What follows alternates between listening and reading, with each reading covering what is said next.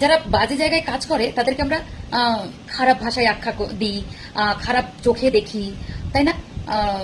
আর এই প্ল্যাটফর্মে যারা ধরুন একদম ওপেন, জামা কাপড় খোলা তো দূরের কথা, এমন মানে যারা ভালো ভালো স্পেশাল ভিডিও করে, স্পেশাল লাইভ করে, তারা ওপেন এখানে দাম দর করে আর কি, যে এত টাকা দিলে এই লাইভটা দেখতে পাবে, এত টাকা দিলে ওই লাইভটা দেখতে পাবে, মানে যত আপনি টাকা দিতে পারবেন তত আপনাকে খুলে দেখানো হবে, তত মানে তার রূপের সৌন্দর্য বৌদির আপনাকে প্রদর্শন করবে।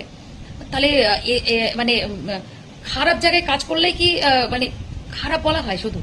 তাহলে এরা কি মানে কারোর সংসারে আছে, কারোর সঙ্গে ঘর করছে, কারোর বাড়িতে আছে, পরিবারের সাথে রয়েছে, তাই জন্য তাদেরকে কোনো ট্যাগ দেওয়া হয় না।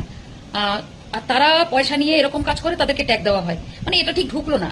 মানে এখানে যারা আছেন বুদ্ধিমত্তারা আমাকে একটু বলে যাবেন, অ্যাকচুয়ালি মাথায় ঢোকে না। মানে তারা খারাপ কাজ করছে, তাদেরকে এই বাজে কথা বলা হচ্ছে, কিন্তু এরা যে কাজগুলো করছে এরাও তো পয়সার জন্য করছে, এত পয়সার লাইভ, এত মানে ওই যে বললাম যত টাকা তত প্রদর্শন, তাহলে তাদের কোনো আখ্যা দেয় না কেন? মানে এটা ঠিক হজম হয় না, জানেন?